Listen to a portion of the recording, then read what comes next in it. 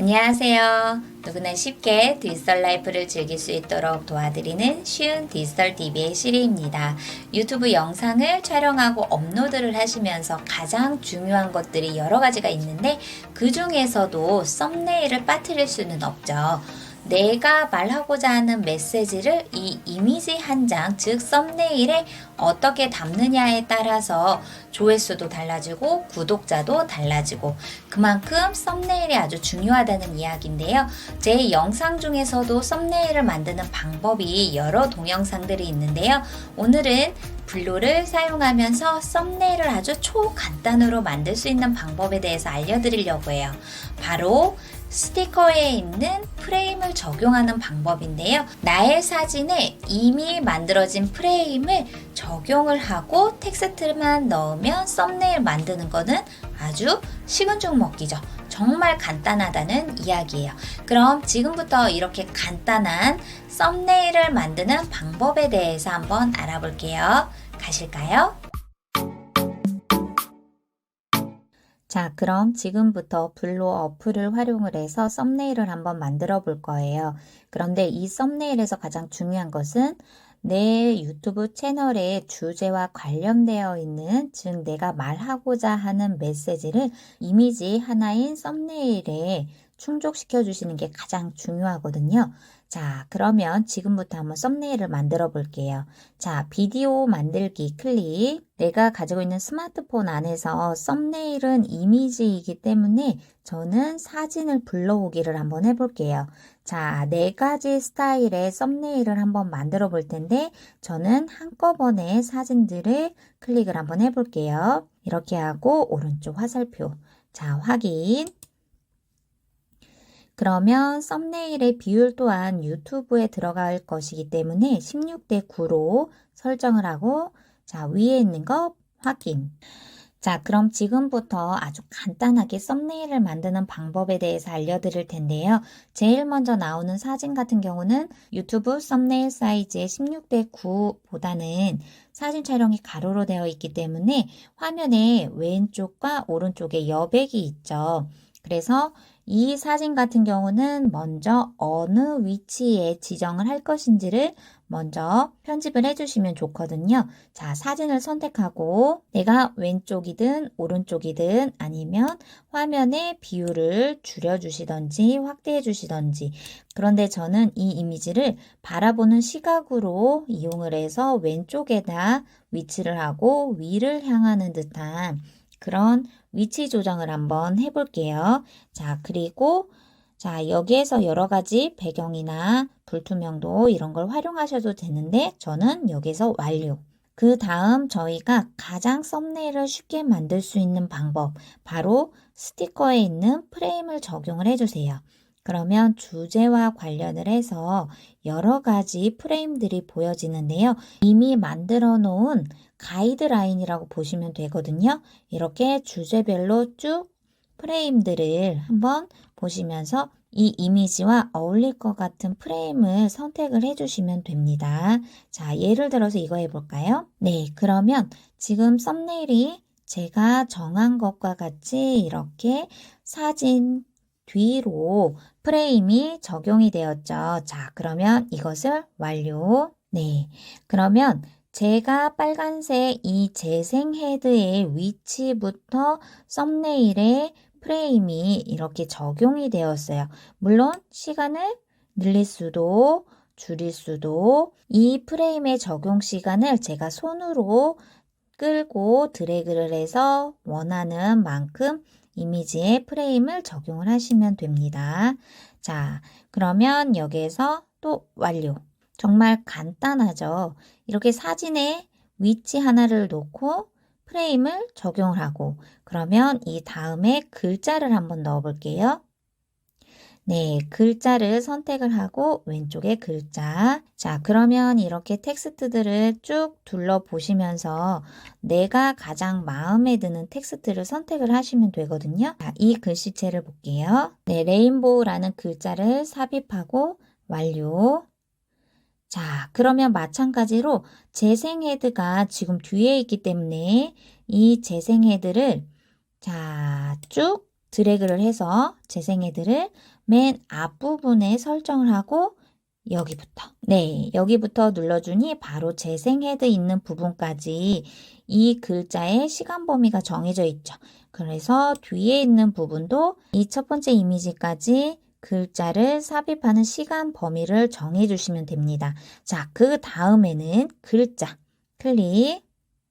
자, 이 텍스트를 지워주시고요. 여기에 제가 쓰고 싶은 글자를 넣어주시면 됩니다. 자, 그럼 여기에 저는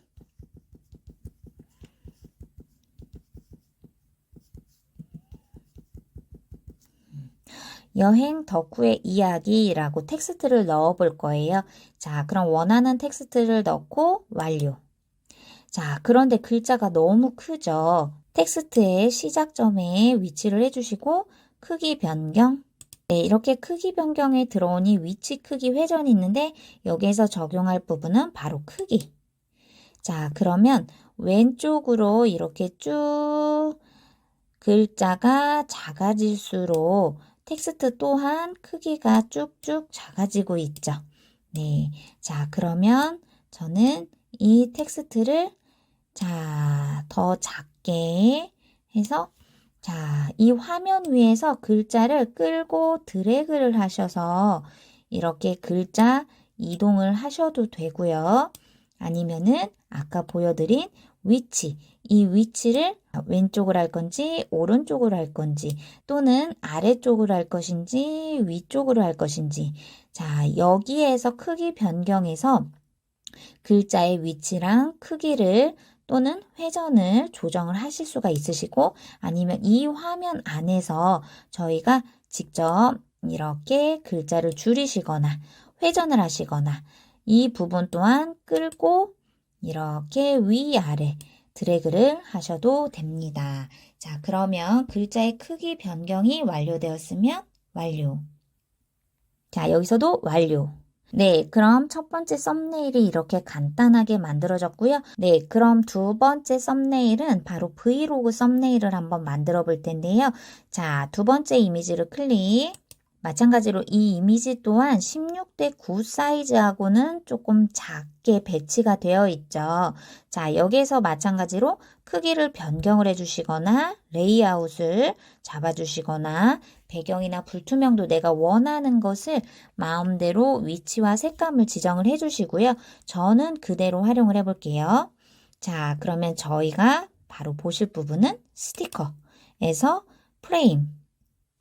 자, 이 프레임에서도 여러 가지들이 쭈루룩 보여지시는데, 네, 기본에 있는 여러 가지, 프레임을 한번 적용을 해보세요.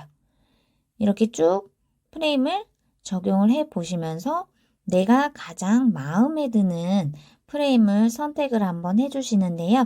저는 처음에 있었던 원형의 프레임을 적용해 볼 텐데요. 그런데 저희가 보니까 점이 3개가 있어요. 하나, 둘, 셋. 이 점의 기능은 무엇일까? 그냥 점일까요? 아니겠죠. 이 프레임 안에 있는 점의 기능은 바로 어느 정도 사이즈로 프레임을 적용할 것인지 그것을 보실 수가 있어요. 자, 세 번째 초록색이 되니 이렇게 됐고 첫 번째, 두 번째, 세 번째. 자, 이 점의 색깔이 적용이 되면서 프레임의 사이즈 또한 적용이 되죠. 자, 저는 가운데에 있는 이 프레임을 적용하고 완료. 네, 그러면 제가 시작점부터 그 뒤에 있는 이미지까지 이 프레임의 시간 적용을 지정을 했고요. 자, 여기서 완료. 그리고 텍스트. 자, 글자를 넣어 볼게요.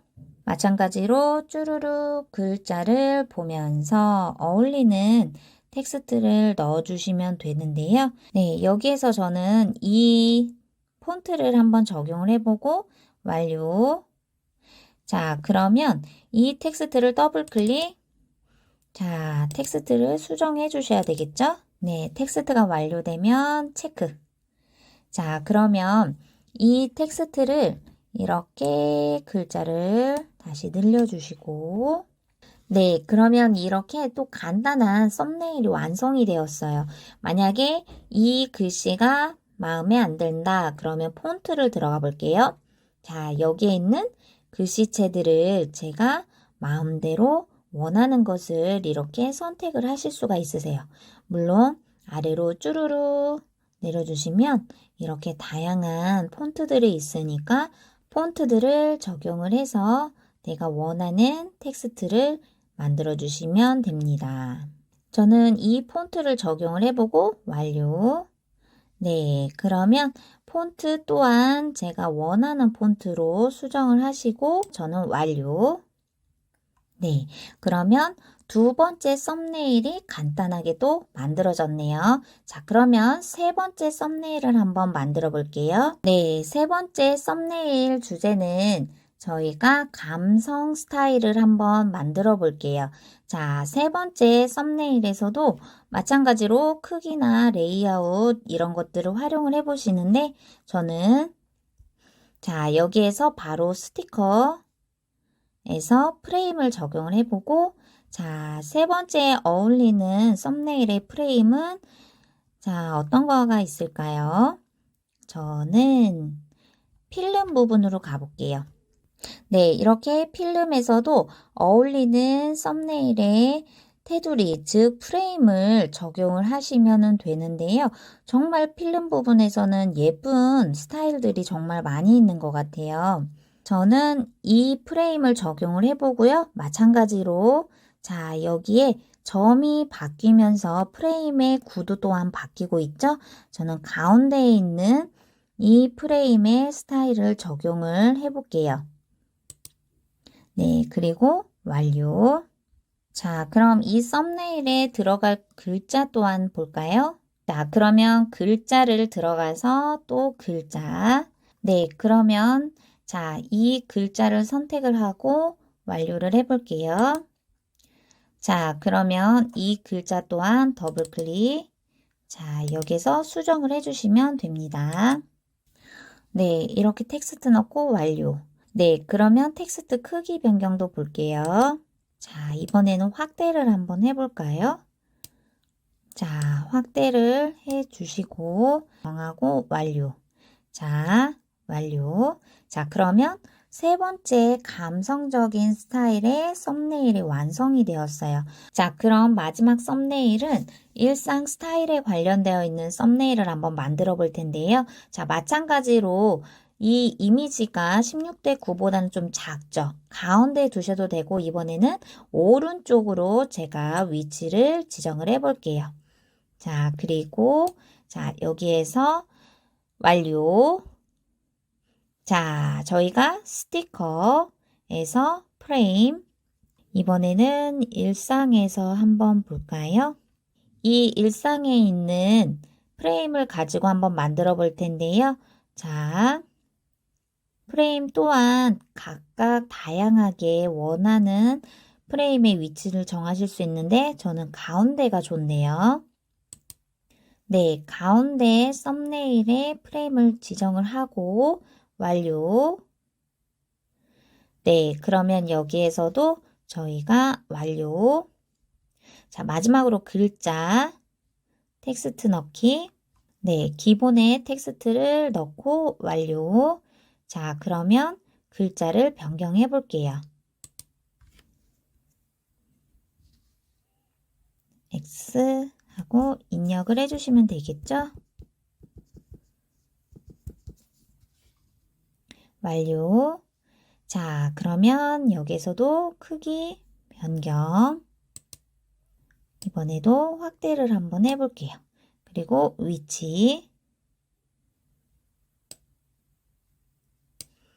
위치도 오른쪽으로 위로 위치도 위로 올려주시고 자, 텍스트 왼쪽으로 넘어갔네요. 쭉 밀어서 완료.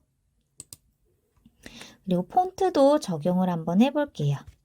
저희가 여러 가지 폰트들에서도 많이 쓰시는 부분들이 에스코어 드림도 많이 쓰거든요. 자, 에스코어 드림 그리고 완료.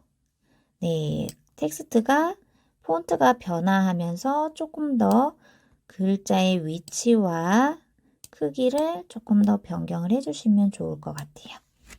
네, 이렇게 텍스트도 넣어주시고요. 물론 이 텍스트의 스타일이나 불투명도, 색상 이런 것들도 여기에서 다 편집을 하시고 완료를 해주셔도 됩니다. 자, 그럼 이렇게 썸네일을 4가지 스타일에 맞게끔 가장 간단하게 프레임을 적용을 해서 만들어 보았는데요. 중요한 것은 이 썸네일을 이미지화해서 저장을 하는 부분이잖아요. 이걸 그대로 내보내기를 하면 당연히 비디오로 저장이 되겠죠. 하지만 썸네일은 이미지이기 때문에 여기에서 꼭 필요한 기능, 바로 가운데에 보여지는 이 4개의 모서리의 화살표 기능이에요. 자, 이것을 클릭을 해볼게요. 짠! 보여지시죠? 자, 이 썸네일이 이렇게 16대 9 사이즈로 해서 보여지시고요. 자, 여기에서 오른쪽에 있는 더하기를 눌러주세요. 네, 캡처 이미지를 카메라에 저장했다는 메시지 보이셨죠? 자, 그리고 또 2번째 썸네일. 네, 마찬가지로 자, 여기에 있는 더하기 캡처. 네, 캡처 이미지 또 저장되었죠? 자, 그 다음에 3번째.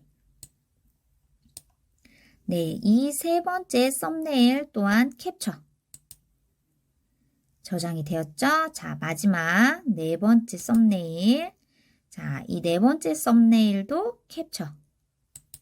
이 이미지에서 저희가 다시 편집 모드로 돌아오실 때는 아래에 있는 오른쪽에 있는 화살표를 눌러주시면 됩니다. 네, 그러면 이렇게 편집 모드로 다시 돌아오실 수가 있으세요. 혹시 이 이미지를 다시 사용하실 수 있겠다, 다시 편집을 할 수 있는 기회가 있을 것 같다라고 한다면 당연히 내보내기를 해서 이미지를 저장을 해주시면 됩니다. 네, 오늘은 이렇게 스마트폰으로 영상 편집을 할 때 블루를 활용하면서도 가장 간단하게 썸네일을 만드는 방법, 즉 프레임을 적용을 하고 글자만 넣기만 하면 나의 멋진 썸네일을 만들 수 있는 유형에 대해서 오늘은 4가지 정도 간단하게 썸네일을 함께 만들어 보는 시간을 가졌고요. 다음 시간에는 더 좋은 정보로 여러분들께 찾아뵙도록 하겠습니다. 그럼 우리 다음에 또 만나요. 안녕.